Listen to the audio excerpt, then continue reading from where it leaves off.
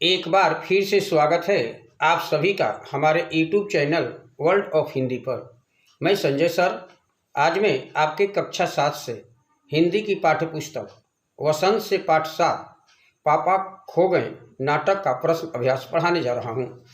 पाठ 7 है पापा खो गए नाटक है, जिसके लेखक हैं विजय तेंदुलकर जी। सबसे पहले मैं मौखिक प्रश्न की ओर चल रहा हूँ। निम्नलिखित प्रश्नों के उत्तर संक्षेप में दीजिए। प्रश्न संख्या 1 है पापा खो गए पाठ की विधा क्या है? उत्तर है पापा खो गए पाठ की विधा कहानी है। प्रश्न संख्या 2 है खंभा, पेड़ और लेटर बॉक्स कहाँ थे?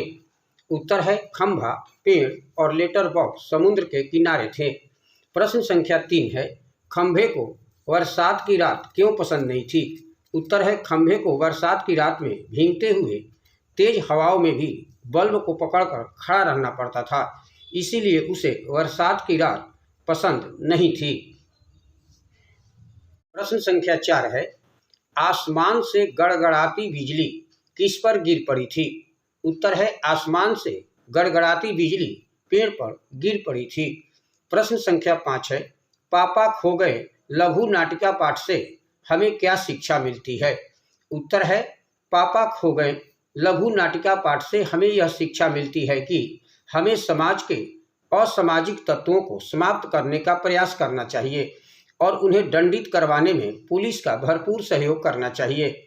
इसके अलावा माता पिता की परेशानियों को समझते हुए बच्चों को अपने पढ़ाई में हमेशा ध्यान लगाना चाहिए। नाटक से प्रश्न संख्या 1 है नाटक में आपको सबसे बुद्धिमान पात्र कौन लगा और क्यों?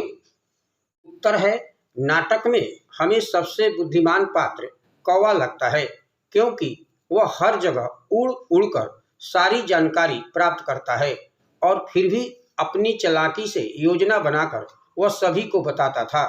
उसकी सूझबूझ और योजना के कारण बच्ची उन दुष्ट व्यक्तियों के हाथों में जाने से बच जाती है। प्रश्न संख्या 2 है पेड़ और खंभे में दोस्ती कैसे हुई? उत्तर है एक बार जोरों की आंधी और वर्षा आने के कारण खंभा पेड़ के ऊपर गिर जाता है। उस समय पेड़ उसे संभाल लेता है और इस प्रयास में पेड़ जख्मी भी हो जाता है। इस घटना से खंभे में जो गुरूर यानी घमंड होता है वह खत्म हो जाता है और अंत में दोनों की दोस्ती हो जाती है। संख्या 3 है लेटर बॉक्स को सभी लाल ताऊ कहकर क्यों पुकारते थे? उत्तर है लेटर बॉक्स ऊपर से नीचे तक पूरा सिर्फ लाल रंग में रंगा हुआ था। वह बड़ों की तरह बातें भी करता था, इसीलिए उसे सभी लाल ताऊ कहकर पुकारते थे। प्रश्न संख्या 4 है लाल ताऊ किस प्रकार बाकी पात्रों से भिन्न है?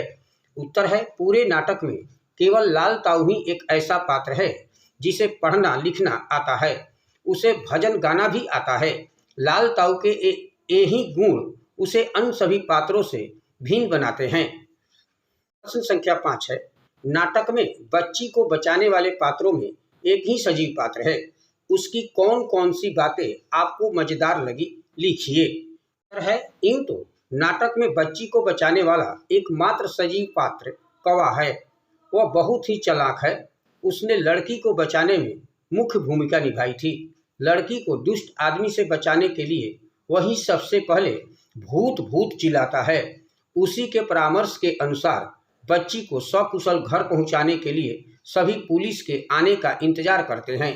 कौवा ही लेटर बॉक्स को बड़े बड़े अक्षरों में पापा खो गए लिखने की सलाह देता है। उसी के योजना के अनुसार लड़की को दुष्ट व्यक्ति से बचाया जा सका, अतः लड़की को दुष्ट आदमी से बचाने के लिए कौवे द्वारा किए गए सभी प्रयास मुझे मजेदार लगे। प्रश्न संख्या 6 है क्या वजह थी कि सभी पात्र मिलकर भी लड़की को उसके घर नहीं पहुंचा पा रहे थे? उत्तर है सभी पात्र मिलकर भी उस लड़की को उसके घर नहीं पहुंचा पा रहे थे, क्योंकि लड़की इतनी छोटी थी कि उसे अपने घर का पता, गली का नाम, सड़क का नाम, घर का नंबर, यहाँ तक कि अपने पापा का नाम तक भी नहीं मालूम था। पाठ में जितने भी शब्दार्थ हैं उसे मैं यहाँ लिख दिया हूँ। आप लोग भी अपनी कार्य पुस्तिका पर इसे अच्छे तरीके से लिख लीजिएगा और जितने भी प्रश्न और अभ्यास हैं उसे अपनी कार्य पुस्तिका पर अच्छे तरीके से लिखकर उसे याद करते रहेगा, थैंक यू। मैं संजय सर।